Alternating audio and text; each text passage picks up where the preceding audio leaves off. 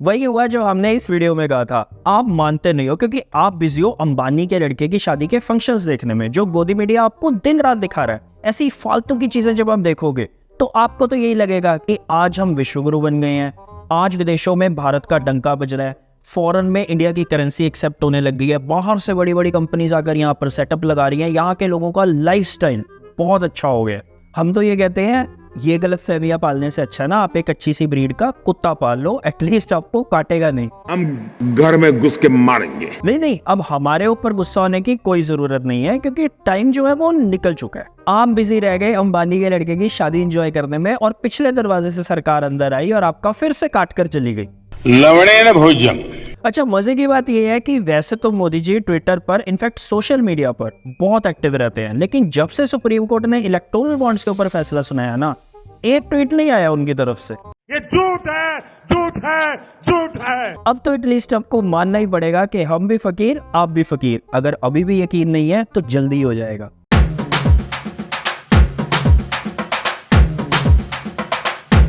हम्बा हम्बा रम्बा रम्बा कम्बा कम्बा। आज की वीडियो देखने के बाद अगर तो आप अंधभक्त नहीं हो तो आपको इतना तो यकीन हो ही जाएगा, हम डिक्टेटरशिप की तरफ भले ही ना जा रहे हो, लेकिन इलेक्टोरल ऑटोक्रेसी तो इंडिया में आ ही चुकी है। वैसे बता दें ज्यादा फर्क भी नहीं है दोनों में। डिक्टेटरशिप में बेसिकली क्या होता है, वहां पर कोई इलेक्शन प्रोसेसेस नहीं होते, वहां पर इलेक्शंस नहीं करवाए जाते, बस एक राजा होता है और उसकी प्रजा होती है। लेकिन इलेक्टोरल ऑटोक्रेसी में क्या होता है, वहां पर इलेक्शंस बकायदा करवाए जाते हैं, लेकिन जो लीडर आता है, जो सेंटर में गवर्नमेंट आती है, वो बिहेव बिल्कुल डिक्टेटर की तरह ही करती है। नहीं, आप खुद ही देख लो, अभी सुप्रीम कोर्ट का इतना ऐतिहासिक फैसला आया था इलेक्टोरल बॉन्ड्स को लेकर, हमने इसके ऊपर वीडियो भी बनाई थी, आप और हम मिलकर बहुत खुश भी हुए थे कि चलो एक उम्मीद तो अभी भी है। वो इसलिए क्योंकि सुप्रीम कोर्ट ने इलेक्टोरल बॉन्ड्स की जो स्कीम थी उसको सिर्फ रद्द ही नहीं किया था, सीधा सीधा निर्देश दे दिया था कि सारी इंफॉर्मेशन 12 अप्रैल 2019 से लेकर अब तक जितने भी इलेक्टोरल बॉन्ड्स खरीदे गए हैं उन सब की इंफॉर्मेशन पब्लिक डोमेन में अवेलेबल करवाई जाए 13 मार्च तक। और एसबीआई को ये निर्देश दिए थे कि 6 मार्च तक उनको सारी की सारी इंफॉर्मेशन इलेक्शन कमीशन को देनी है। लेकिन ऐसे कैसे, मजाक थोड़ी चल रहा है, राम राज्य चल रहा है, और राम राज्य में धोतियां नहीं खोली जाती, वो भी इलेक्शन से जस्ट थोड़ा सा पहले। ये प्रॉब्लम्स कभी भी सॉल्व नहीं करनी चाहिए, बल्कि इनका इशू बनाकर राजनीति खेलनी चाहिए। पहुंच गया एसबीआई सुप्रीम कोर्ट के दरवाजे पर अपनी गुहार लेकर कि जो 3 हफ्ते का टाइम सुप्रीम कोर्ट ने दिया वो टाइम कम है और डाटा बहुत ज्यादा है, तो इसीलिए टाइम को एक्सटेंड किया जाए। अब हमें पता है यहाँ पर अंधभक्त आ जाएंगे और कहेंगे कि इसमें गलती क्या है, हम भी यही कहते हैं इसमें कुछ गलत नहीं है। लेकिन फिर जब हम दूसरी तरफ देखते हैं ना कि एक तरफ तो इंडिया को बताया जाता है विश्वगुरु, डिजिटल इंडिया, और दूसरी तरफ एक जानकारी जो बंद लिफाफे में है, उस बंद लिफाफे को खोलने के लिए एसबीआई कितने दिन मांग रहा है, 135 दिन और मांग रहा है। हद है भाई गॉड। अगर अभी भी आपको अंधभक्ति में लीन रहकर विश्वगुरु बनने के सपने देखने हैं, फिर तो हम क्या ही कह सकते हैं। अगर हम करें तो करें क्या, बोले तो बोले क्या। क्योंकि बात बड़ी सिंपल सी है, जब से इलेक्टोरल बॉन्ड्स की स्कीम आई है उसमें जितना भी चंदा इकट्ठा हुआ है मोर देन 50% सिर्फ एक ही पार्टी को गया है, बीजेपी पार्टी को। अब इलेक्शन से पहले अगर ये सारी इंफॉर्मेशन बाहर आ जाएगी कि किस कॉर्पोरेट ने किस पार्टी को कितना चंदा दिया है, तो फिर रायता तो फैलेगा ही फैलेगा। काय का मेहनत, पैसे तो मैं यूं बनाऊंगा शॉर्टकट तरीके से। वैसे यहाँ पर सोचने की एक और बात है कि इन्हीं बैंक्स को अगर किसी कॉर्पोरेट का कोई लोन राइट ऑफ करना हो तो उसके लिए बस एक फोन कॉल लगती है और 2-3 घंटे का प्रोसेस लगता है। और यहाँ पर इतनी इंफॉर्मेशन को पब्लिक के साथ शेयर करने की बात हो रही है, उसके लिए एसबीआई को चाहिए एक्सटेंशन। हमारे यहाँ ऐसा ही होता है। अब यहाँ पर तो सीधा सीधा एक ही बात समझ में आती है, सिंपल सी चीज है कि इलेक्शन खत्म होने का इंतजार किया जा रहा है, क्योंकि उसके बाद अगर ये इन्फॉर्मेशन बाहर आ भी जाती है तो क्या ही फर्क पड़ने वाला है। तब तक तो हमारे विष्णु के अवतार दोबारा आ ही चुके होंगे पावर में और हमारा देश वो लिटरली भगवान के हाथों में जा चुका होगा।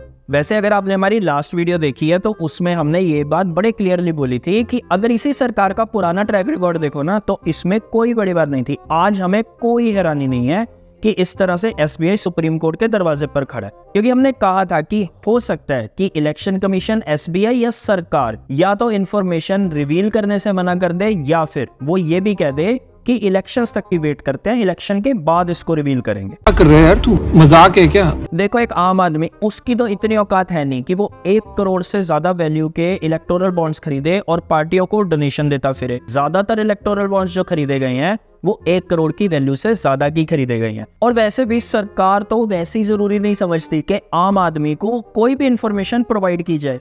गजब बेइज्जती है। नहीं सच्ची, आप खुद ही देखो ना, पीएम केयर फंड वो आरटीआई के दायरे से बाहर है। नेताओं की पर्सनल इंफॉर्मेशन वो आरटीआई के दायरे से बाहर है। मतलब कौन नेता कितने नोटों की गड्डियों पर बैठा है ये आप और हम कभी नहीं पता लगा सकते। और तो और डेटा प्रोवाइड करने में तो सरकार का ट्रैक रिकॉर्ड वैसे ही बहुत अच्छा है। तो फार्मर सुसाइड का डेटा सरकार के पास नहीं है। कितने एमएसएमई लॉकडाउन में बंद हुए, सरकार के पास डाटा नहीं है। कितने लोगों की माइग्रेशन के टाइम पर, जो कोविड के टाइम पर माइग्रेट हुए थे लोग, वापस अपने गांव जा रहे थे और रास्ते में उनकी डेथ हो गई थी, इसका डाटा सरकार के पास नहीं है। आज अगर देखा जाए तो आपको और हमको सरकार के बारे में पता ही क्या है। हाँ, एक बात जरूर पता है कि सरकार मंदिर बहुत अच्छे बनवाती है। वैसे अभी न्यूज लॉन्ड्री और न्यूज मिनट ने एक कंबाइंड इन्वेस्टिगेटिव रिपोर्ट भी पब्लिश की थी, जिसमें उन्होंने ये बताया था कि जो कॉर्पोरेट हाउसेस ऑपोजिशन पार्टीज को चंदा दे रहे थे या फिर वो चंदा दे ही नहीं रहे थे, किस तरह से उनके ऊपर ईडी और सीबीआई की रेड होती है और उसके बाद 335 करोड़ रुपए की डोनेशन बीजेपी सरकार को मिलती है। अब वो स्टोरी कितनी सही थी कितनी गलत थी, ये इन्फॉर्मेशन बाहर आने से उसका भी पता चल जाता। नहीं, मुझे मजाक नहीं उड़वाना अपनी चीज का, मैं नहीं बताऊंगा। हमें समझ में नहीं आता कि जितने भी अंधभक्त हैं, एक तरफ तो ये बड़े बड़े दावे करते हैं कि सरकार में, इस सरकार में बिल्कुल भ्रष्टाचार नहीं है, ये सरकार बिल्कुल पाक साफ है, बेदाग है। मोदी चाहिए मोदी। एक्चुअल में हम भी इस बात को मानना चाहते हैं और सुप्रीम कोर्ट ने अभी अभी कितना अच्छा मौका भी दिया था सरकार को कि दूध का दूध और पानी का पानी हो जाता। हाँ, अगर उसमें दूध होता तो, सिर्फ पानी है तो बात अलग है। भक्तजनों कैसे हो सालो। लेकिन फिर भी एसबीआई पहुंच गया सुप्रीम कोर्ट के दरवाजे पर, किस चीज को लेकर के टाइम को एक्सटेंड कर दिया जाए और कहां तक, 30 जून तक, इलेक्शंस के बाद तक। बेसिकली एसबीआई का ये कहना है कि 12 अप्रैल 2019 से लेकर 15 फरवरी 2024 तक टोटल 22,217 इलेक्टोरल बॉन्ड्स को खरीदा गया है। और ये जो इलेक्टोरल बॉन्ड्स की इंफॉर्मेशन है ये 2 सेट्स में अवेलेबल है। मतलब टोटल सेट ऑफ इंफॉर्मेशन जो एसबीआई को डीकोड करनी पड़ेगी वो है 44,434। तो इसीलिए एसबीआई को और टाइम चाहिए इस सारी इंफॉर्मेशन को डीकोड करके इलेक्शन कमीशन को प्रोवाइड करने के लिए। गजब टूबीबाज आदमी। वैसे भी आपको और हमको एसबीआई का हाल तो पता ही है। स्टाफ एसबीआई का काम करके वैसे ही राजी नहीं है, दामाद बनकर तो वो बैंक जाते हैं। तुम्हें शर्म है? कुछ शर्म आया है? छोड़ो, ये एक अलग ही मुद्दा है, इस पर किसी और दिन बात करेंगे। लेकिन इतना तो पक्का है कि ये इंफॉर्मेशन इलेक्शन से पहले जो इलेक्टोरल बॉन्ड्स की इंफॉर्मेशन है कि किस कॉर्पोरेट ने किस पार्टी को कितना चंदा दिया, ये इंफॉर्मेशन इलेक्शन से पहले तो आने से रही। मेरे को इस बार रिस्क लेने का ही नहीं है, बिल्कुल रिस्क नहीं लेने का है। हाँ, एक केस में एसबीआई बहुत स्पीड से काम कर सकता था। ये इंफॉर्मेशन हो सकता है 6 मार्च से पहले इलेक्शन कमीशन तक पहुंच जाती अगर मैक्सिमम चंदा जो था इलेक्टोरल बॉन्ड्स के थ्रू जो दिया गया वो ऑपोजिशन पार्टीज को गया होता। तो साला ये दुख का खत्म नहीं होता बे। और अब मोदी मीडिया पक्का ये कोशिश करेगा कि इस खबर को दबाया जाए। इस पर कोई डिबेट नहीं, कोई प्राइम टाइम शो नहीं होगा। मुझे तुम्हारा मुंह बिल्कुल नहीं पसंद आया। आज तू वैसे भी मोदी मीडिया वो तो बिजी चल रहा है अंबानी के लड़के की शादी कवर करने में। कितना खर्चा हुआ, कौन गेस्ट आया, मार्क जकरबर्ग की जो पत्नी है वो अंबानी के लड़के की घड़ी देखकर कैसे बावली हो गई, कितनी तरह की डिशेस थी जो सर्व की गई थी। क्योंकि गोदी मीडिया के लिए आज देश में जो सबसे बड़े मुद्दे चल रहे हैं ना, वो यही चल रहे हैं। हम तो कहते हैं शर्म करो, पता है मुश्किल है, नहीं आएगी, लेकिन कोशिश करो शायद आ जाए। काम का ना काज का, दुश्मन अनाज का। अब हमें पता है यहाँ पर बहुत लोग ये भी कहेंगे कि सुप्रीम कोर्ट तो एसबीआई बैंक गया ना, तो इसमें सरकार का क्या कसूर है? चूतिया बनाया तुमको। अब खुद सोचो, ईडी, सीबीआई, इलेक्शन कमीशन, जब ये सब सरकार के दिखाए मार्ग पर चल रहे हैं तो एसबीआई कौन सा दूध का धुला हुआ है? वैसे आप भी जानते हो, हम भी जानते हैं कि अब क्या होगा, कोई डाटा अवेलेबल नहीं होगा, ऐसे ही इलेक्शंस भी हो जाएंगे, हमारे विष्णु के अवतार दोबारा से पावर में आ जाएंगे और आप और हम इसी तरह से अपना कटवाते रह जाएंगे। इसीलिए हमने आपको स्टार्टिंग में कहा था कि हम डिक्टेटरशिप की तरफ भले ही ना जा रहे हो, पर इलेक्टोरल ऑटोक्रेसी की तरफ तो हम जरूर जा रहे हैं। अब आप मानो या ना मानो, ये आपके ऊपर डिपेंड करता है या तो आप अंबानी के लड़के की शादी एंजॉय कर सकते हो या फिर आप रियलिटी को देख सकते हो। और रियलिटी क्या है कि आज एक आम आदमी का बच्चा वो अच्छी एजुकेशन के लिए तरस रहा है, या फिर अच्छी नौकरी पाने के लिए या तो वो धक्के खा रहा है या फिर सरकार के डंडे खा रहा है।